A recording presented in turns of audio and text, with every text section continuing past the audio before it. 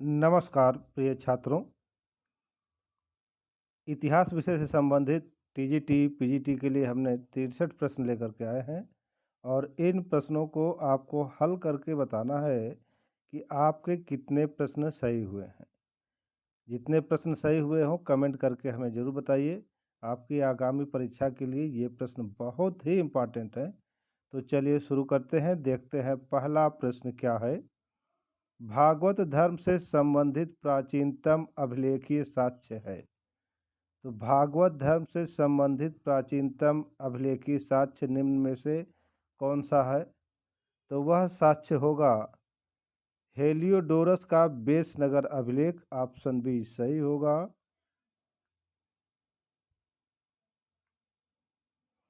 अगला प्रश्न है, संस्कृत के कवि और नाटककार कालिदास का उल्लेख हुआ है। इनमें से अभिलेख दिए गए हैं, बताना है कि किस अभिलेख में संस्कृत के कवि और नाटककार कालिदास का उल्लेख हुआ है। तो जिस अभिलेख में इनका उल्लेख हुआ है वह अभिलेख है एहोल अभिलेख। ऑप्शन ए सही होगा। पुलकेशिन द्वितीय के एहोल अभिलेख में संस्कृत के कवि और नाटककार कालिदास का उल्लेख हुआ है।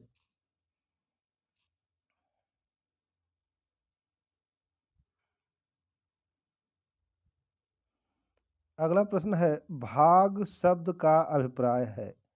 तो भाग शब्द का क्या अभिप्राय है? तो भाग शब्द का अभिप्राय है भूमिकर। ऑप्शन ए सही होगा।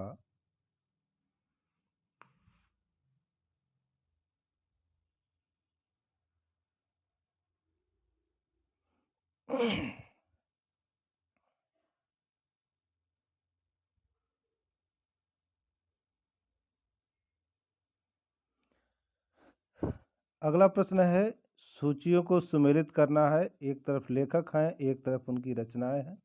दोनों को आपको सुमेलित करके बताना है कि कौन सी रचना किस लेखक की है। तो चलिए देखते हैं। भारवी की जो रचना है वो है किरातार्जुनीयम। हर्ष की जो रचना है, तो हर्ष ने क्या लिखा है? इन्होंने लिखा है नागानंद।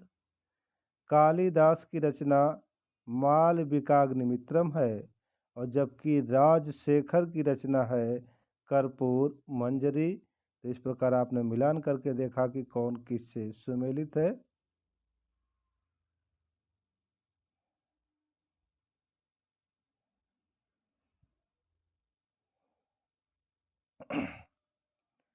अगला प्रश्न है, ऋग्वेद में स्रोतों की कुल संख्या कितनी है? तो ऋग्वेद में यहाँ सूक्तों की संख्या पूछ रहा है। तो ऋग्वेद में कुल सूक्तों की संख्या है 1017। ऑप्शन ए सही होगा।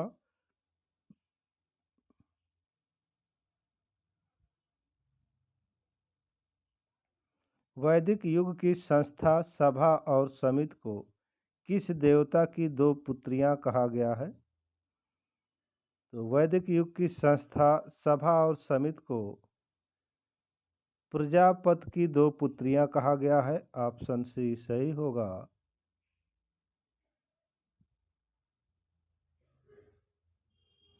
निम्नलिखित में से कौन मौर्य काल में जिला एवं गांव के बीच के स्तर से कर वसूलने के लिए जिम्मेदार होता था?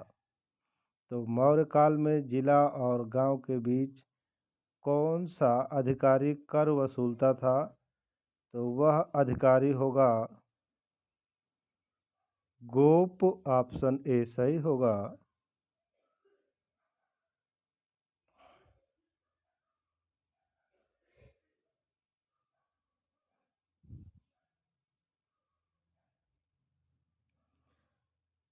भारत में पत्तनों का विवरण दिया गया है। तो बताना है किन लेखकों के द्वारा भारत में पत्तनों का विवरण दिया गया है। तो वो लेखक होंगे स्ट्रैबो, पेरिप्लस तथा टॉलमी। ऑप्शन ए सही होगा।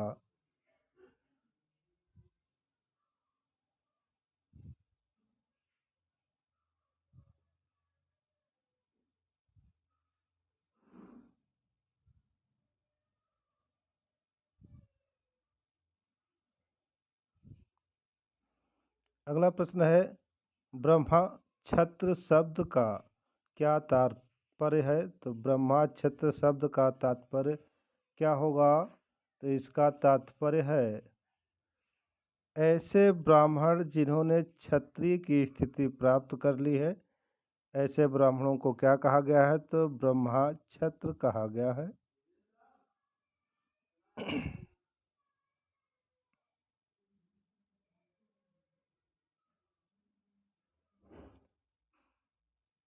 निम्नलिखित मुस्लिम शासकों में से कौन लूट में प्राप्त धन का 80% राज्य कर के रूप में लेता था?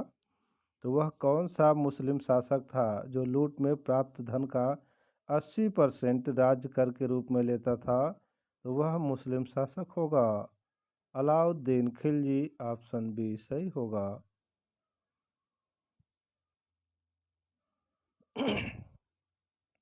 जैन धर्म में कर्मण के पूर्ण विनाश को सूचित करने वाली अवस्था को कहा जाता है? तो जैन धर्म में कर्मण के पूर्ण विनाश को सूचित करने वाली अवस्था को कहा जाता है निर्जरा। ऑप्शन डी सही होगा।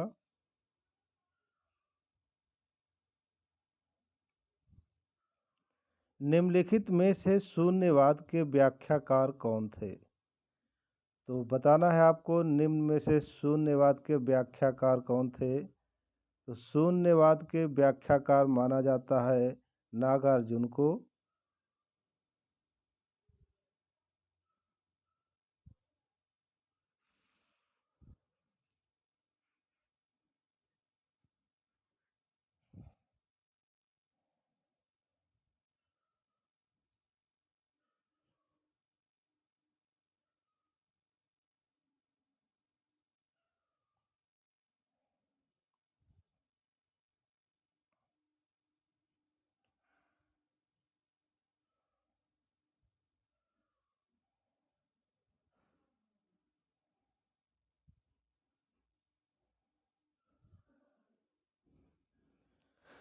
अगला प्रश्न है, निम्न में से कौन कलिंग में मौर्य प्रशासन का एक अधिष्ठान था?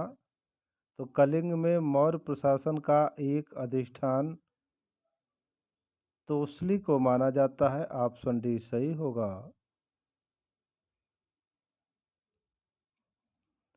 शक एवं गुप्त संवतों के बीच लगभग कितने का अंतर है? तो शक एवं गुप्त संवतों के बीच लगभग 242 वर्षों का अंतर है।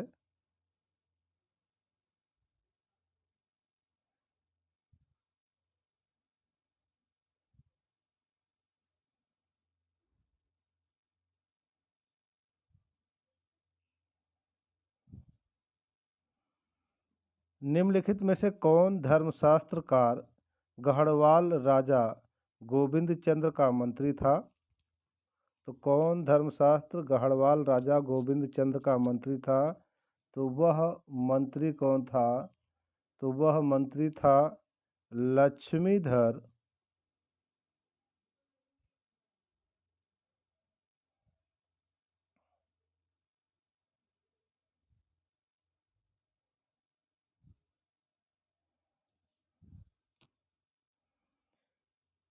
शिलाहार राजा अपरार्क ने किसकी स्मृति पर टीका लिखी थी? तो शिलाहार राजा अपरार्क ने जिसकी स्मृति पर टीका लिखी थी वह है याज्ञवल्क्य। ऑप्शन डी सही होगा।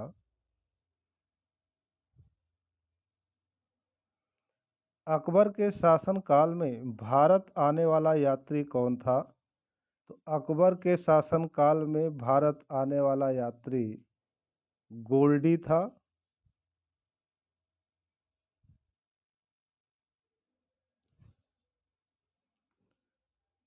वह कौन हिंदू चित्रकार था जो जहांगीर द्वारा ईरान के शाह अब्बास प्रथम का छाया चित्र बनाने के लिए भेजा गया था? तो जहांगीर ने किस चित्रकार को ईरान के शाह अब्बास प्रथम का चित्र बनाने के लिए भेजा था? तो वह चित्रकार था बिशन दास।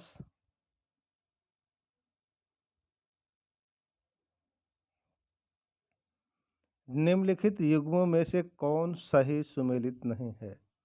तो निम्नलिखित युग्मों में से कौन सही सुमेलित नहीं है?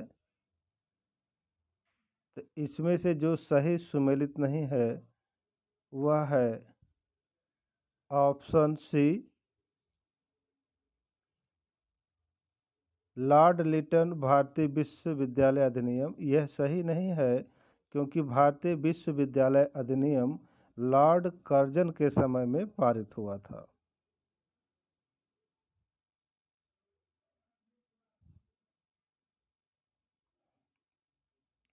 बारिंद्र कुमार घोष किससे संबद्ध थे?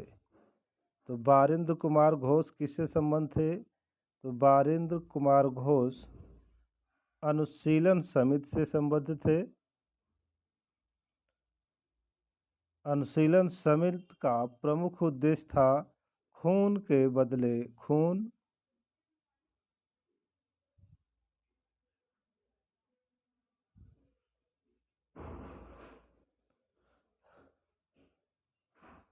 अगला प्रश्न है, निम्नलिखित में से किसकी पूजा हड़प्पा संस्कृति में नहीं होती थी? तो हड़प्पा संस्कृति में जिस देवता की पूजा नहीं होती थी वह देवता कौन से थे? तो वह थे विष्णु।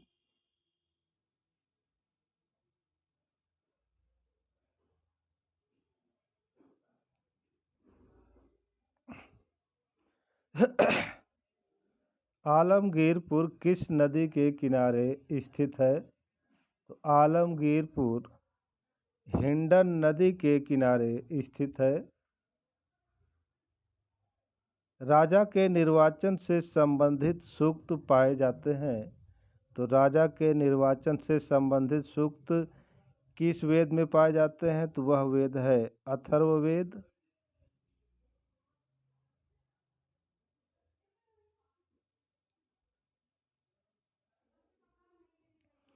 किस संहिता को ब्रह्मादेव एवं श्रेष्ठ वेद कहा गया है? तो वह है अथर्ववेद। अथर्ववेद को ब्रह्मादेव एवं श्रेष्ठ वेद कहा गया है। बौद्ध दर्शन में कल्याण मित्र क्या है? तो बौद्ध दर्शन में कल्याण मित्र अष्टांगिक मार्ग को कहा जाता है।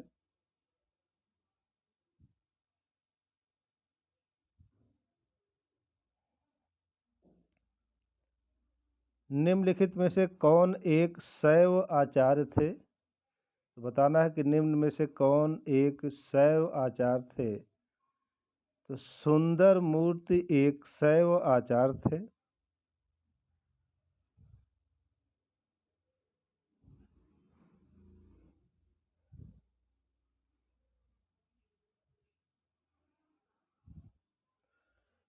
कौटिल्य द्वारा निम्नलिखित देवताओं में से कौन धन से संबंधित था? तो बताना है कि कौटिल्य ने किस देवता का संबंध धन से स्थापित किया है।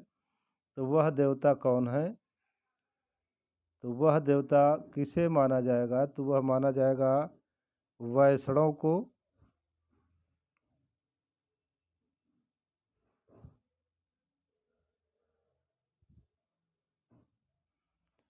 गुप्त युग में किस देवता को लोकार्क कहा गया है? तो गुप्त युग में जिस देवता को लोकार्क कहा गया है वह देवता है सूर्य। प्राचीनतम जैन सन्यासी का प्रमाण मिलता है। तो प्राचीनतम जैन सन्यासी का प्रमाण कहाँ से मिलता है? तो यह मिलता है हाथी गुम्फा अभिलेख से।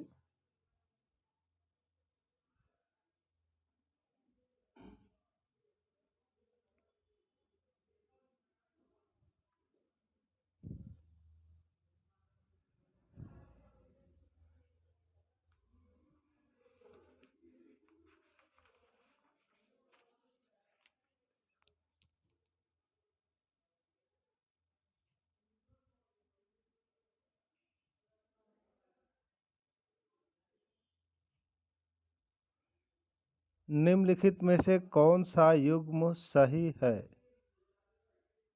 तो ये आपको बताना है कि निम्नलिखित में से कौन सा युग्म सही नहीं है। यहाँ पे आपको देखना है। तो कौन सा युग्म सही नहीं है? तो वह युग्म होगा औरंगजेब, एडवर्ड टेरी। औरंगजेब के काल में एडवर्ड टेरी नहीं आए थे, बल्कि एडवर्ड टेरी जहांगीर के शासनकाल में आए थे।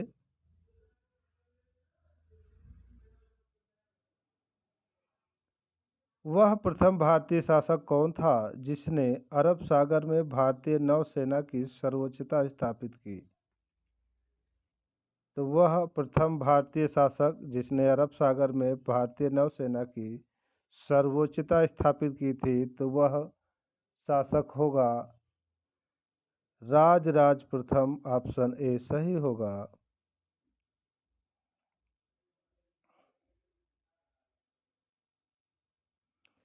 निम्नलिखित में से किसका जन्म राजपूत मां के गर्भ से नहीं है? ये बताना है कि निम्नलिखित किस शासकों का जन्म राजपूत मां के गर्भ से नहीं है। तो वह होगा औरंगजेब। औरंगजेब का जन्म राजपूत मां के गर्भ से नहीं हुआ था। इनका जन्म मुमताज के गर्भ से हुआ था।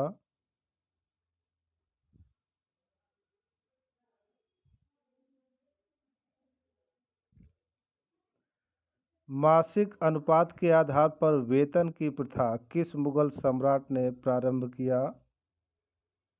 तो मासिक अनुपात के आधार पर वेतन की प्रथा जिस मुगल सम्राट ने प्रारंभ किया वह है शाहजहां। ऑप्शन सी सही होगा।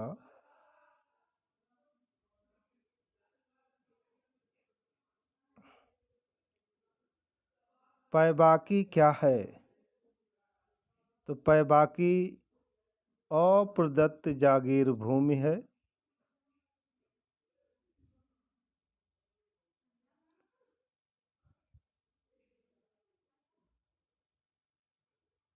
सूची 1 और सूची 2 को मिलाना है कि कौन सा स्मारक का निर्माण किस निर्माता ने करवाया है। तो देखते हैं कि किसका निर्माण किसने करवाया है। तो बादशाही मस्जिद लाहौर। बादशाही मस्जिद लाहौर का निर्माण औरंगजेब ने करवाया। एतमादुद्दौला का मकबरा, इसका निर्माण किसने करवाया? तो इसका निर्माण करवाया नूरजहां ने। बुलंद दरवाज़ा का निर्माण किसने करवाया? तो बुलंद दरवाज़ा का निर्माण अकबर ने करवाया। मोती मस्जिद आगरा, यानी आगरा की मोती मस्जिद का निर्माण किसने करवाया? तो इसका निर्माण करवाया शाहजहां ने।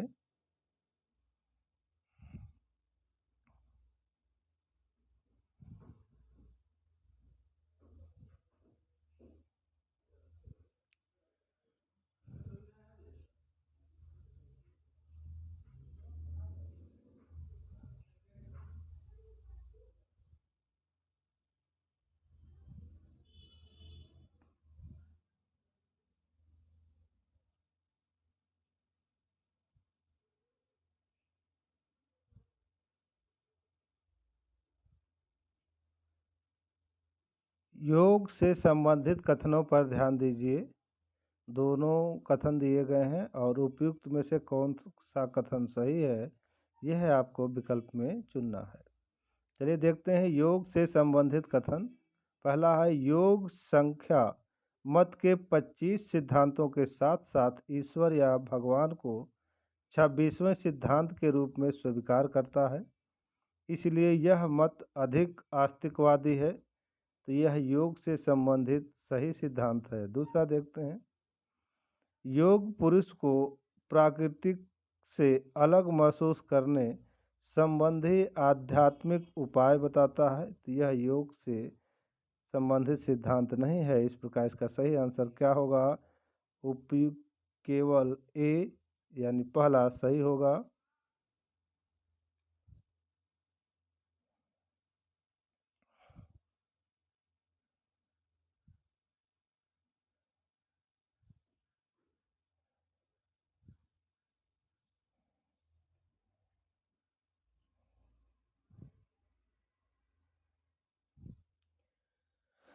अगला प्रश्न है निम्नलिखित में से कौन सा कथन शुद्धता अगला प्रश्न है निम्नलिखित में से कौन सा कथन शुद्धाद्वैत से संबंधित है? तो शुद्धाद्वैत से इन दोनों कथनों में से कौन सा कथन सही है देख करके आपको सही ऑप्शन टिक करना है। तो चलिए देखते हैं। पहला है, शुद्धाद्वैत विशिष्ट से अद्वैत वल्लभाचार्य द्वारा प्रतिपादित दर्शन मत है, जो वल्लभ संप्रदाय या पुष्टि मार्ग के संस्थापक एवं गुरु थे। यह मत एक हिंदू वैष्णव परंपरा है जो कृष्ण भक्ति पर आधारित है। ये पहला सही होगा। दूसरा देखते हैं। वल्लभाचार्य का मानना है कि भगवान शुद्ध अद्वैतवादी हैं, लेकिन शंकराचार्य के विपरीत उनका दृढ़ विश्वास है कि आत्मा और प्रकृति भ्रम नहीं बल्कि असलियत है। तो यह भी सही होगा। इस प्रकार इसका सही आंसर होगा ऑप्शन सी। 1 और 2 दोनों सही हैं।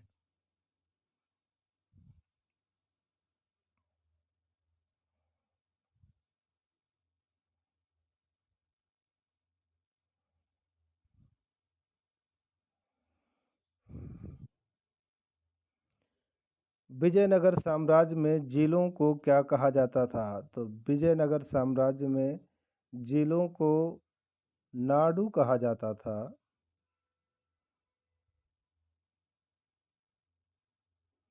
किताब ए नवरस में उपलब्ध कविताएं जो विभिन्न रागों में गायन हेतु थीं, किसके द्वारा रची गईं?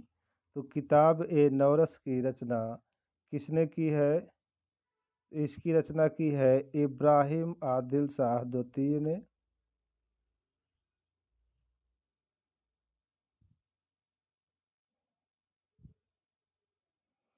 निम्नलिखित में से कौन शासक तेलुगु और संस्कृत दोनों का विद्वान था?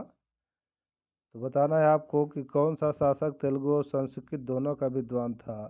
तो वह शासक था कृष्णदेव राय।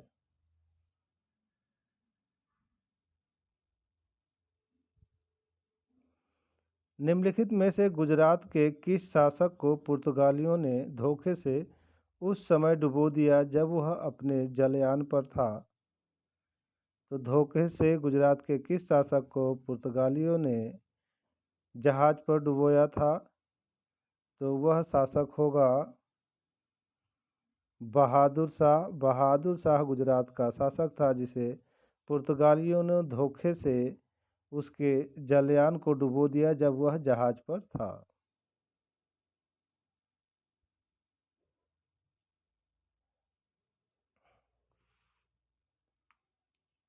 भागवत पुराण का बंगाली में एक प्रारंभिक कार्य हुसैन शाह की कालावधि में हुआ। यह अनुवाद कार्य किसने किया? यह अनुवाद कार्य किसने किया? तो यह किया था मालाधर बसु ने।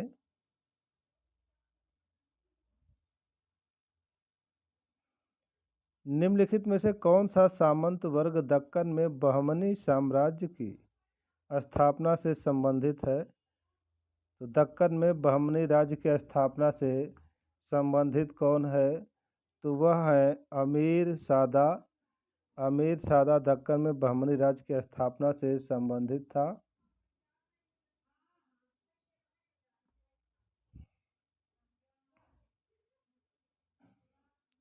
सूची 1 और सूची 2 को सुमेलित करना है और बताना है कि कौन सी साहित्यिक कृति किस विद्वान के द्वारा लिखी गई है।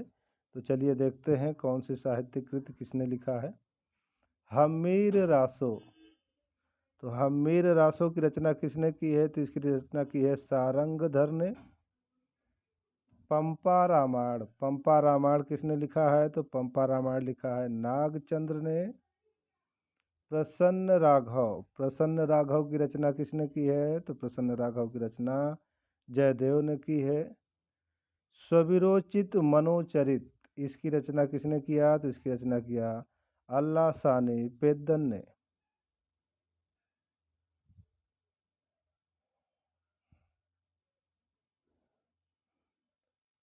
स्वतंत्रता संग्राम के किस क्रांतिकारी को मात्र 18 वर्ष की उम्र में फांसी की सजा दी गई थी? तो स्वतंत्रता संग्राम का वह कौन सा क्रांतिकारी है जिसे 18 वर्ष की उम्र में फांसी की सजा दी गई थी? तो वह क्रांतिकारी हैं खुदीराम बोस।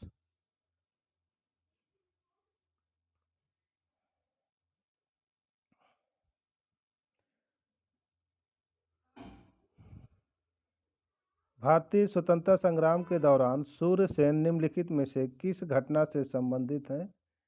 तो सूर्यसेन जिस घटना से संबंधित है वह घटना है चटगांव शस्त्रागार छापा।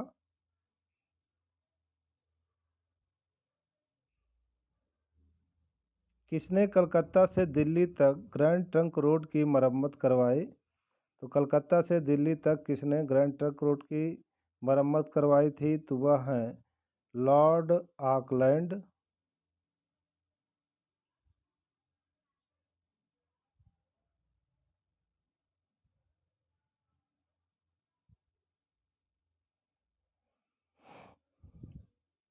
संविधान की बैठकों और अंतिम सरकार के प्रति लीग के रवैये का नतीजा क्या था? इसमें से बताना है आपको कि संविधान की बैठकों और अंतरिम सरकार के प्रति लीग के रवैयों का नतीजा क्या था?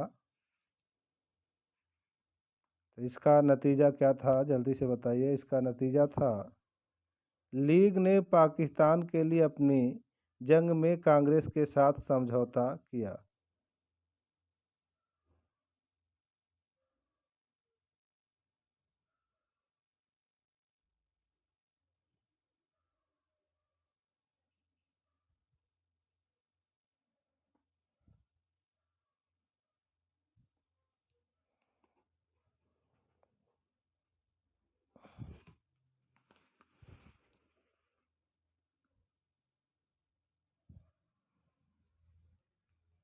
निम्नलिखित में से किसने असहयोग आंदोलन के प्रस्ताव को लिखा?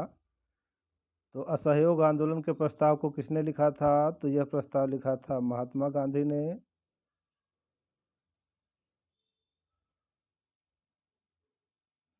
बर्लिन पहुंचने के लिए सुभाष चंद्र बोस ने काबुल में किस नाम से पासपोर्ट प्राप्त किया? बर्लिन पहुंचने के लिए सुभाष चंद्र बोस ने काबुल में जिस नाम से पासपोर्ट प्राप्त किया वह नाम क्या था? तो वह नाम था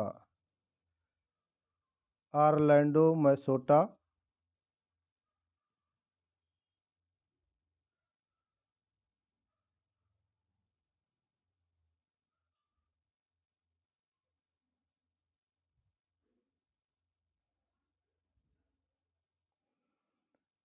भारत तथा विश्व की समस्याओं के हल की एकमात्र कुंजी समाजवाद में निहित है, यह प्रसिद्ध युक्ति किसकी है? तो यह प्रसिद्ध युक्ति किसने कहा? तो यह कहा था जवाहरलाल नेहरू ने।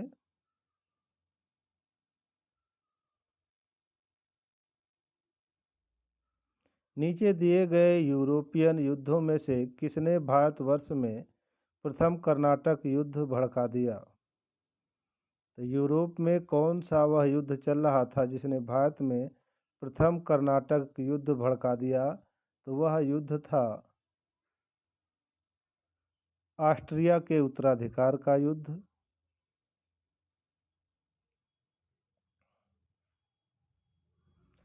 बंगाल विभाजन के षड्यंत्र का उद्देश्य था। तो बंगाल विभाजन के षड्यंत्र का उद्देश्य क्या था? देखते हैं। राष्ट्रीय स्वतंत्रता आंदोलन को कमज़ोर करना, सही। हिंदू मुस्लिम एकता को खंडित करना, ये भी सही। नए राज्य में हिंदुओं को अल्पमत में लाना, ये भी सही। यानी इसके जो आंसर सही होंगे वो सभी होंगे, तो उपयुक्त डी इसका आंसर होगा।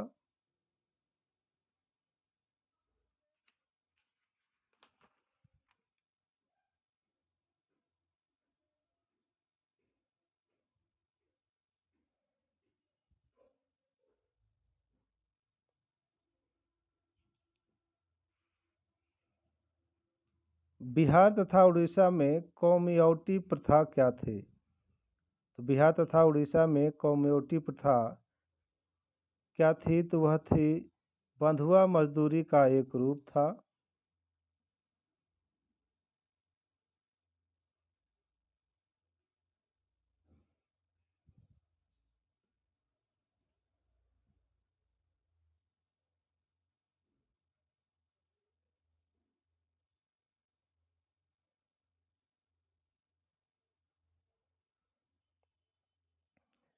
चंद बरदाई के पृथ्वीराज रासों में वर्णित वे कौन से राजपूत राजवंश हैं?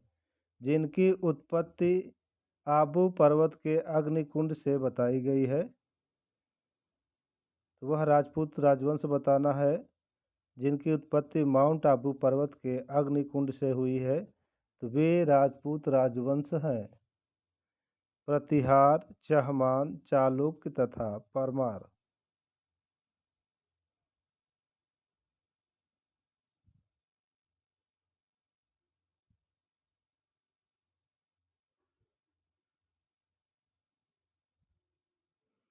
निम्नलिखित कथनों में से कौन एक सा टीपू सुल्तान के विषय में सत्य नहीं है?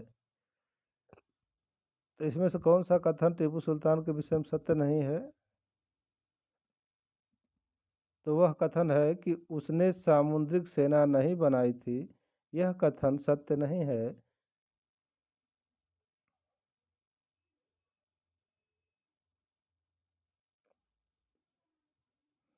किसने कहा था कि बेंटिंग के प्राच्य निरंकुशता ने ब्रिटिश स्वतंत्रता की भावना भर दी है? तो यह शब्द किसने कहा कि बेंटिंग के प्राच्य निरंकुशता ने ब्रिटिश स्वतंत्रता की भावना भर दी है? तो यह कहा था लॉर्ड मैकाले ने।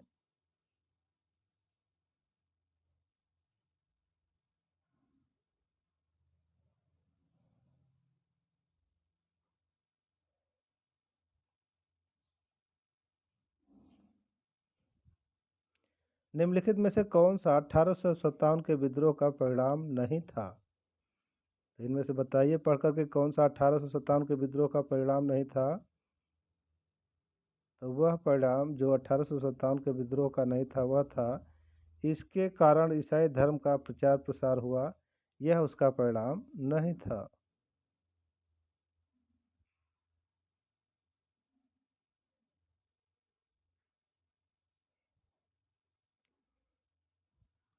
निम्नलिखित सुल्तानों में से किसका जैन विद्वानों से घनिष्ठ संबंध था? तो निम्नलिखित सुल्तानों में से किसका घनिष्ठ संबंध जैन विद्वानों से था? तो वह है मोहम्मद बिन तुगलक। मोहम्मद बिन तुगलक का संबंध जैन विद्वानों से था।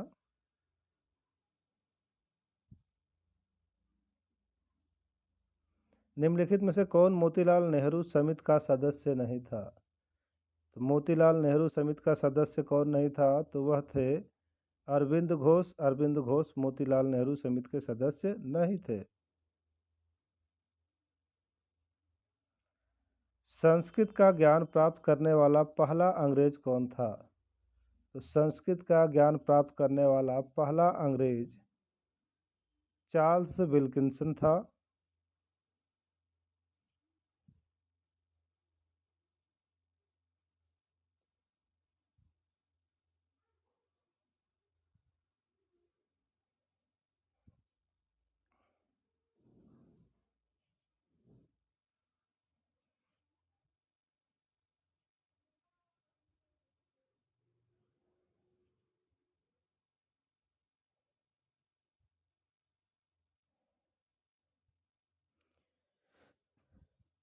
बताना है कि पृष्ठभूमि से संबंधित वे कौन सी बातें थीं जिनमें जिन्ना की बातें सही थीं। चलिए देखते हैं। यह ऑल इंडिया मुस्लिम लीग की बैठक में दिया गया था। सही है। यह नेहरू रिपोर्ट की प्रक्रिया में था जिसे उन्होंने मृत्यु का वारंट माना। यह भी सही है। और तीसरा देखते हैं। शुरुआत में कुछ सुधार आगा खान और करीम जलाल ने बताए थे किंतु बाद में जिन्ना ने उन्हें एकत्र किया और हिंदुओं की प्रतिक्रिया पर 14 सूत्री मसौदा तैयार किया। तो ये गलत है। इसका सही आंसर क्या होगा? एक और दो दोनों सही हैं।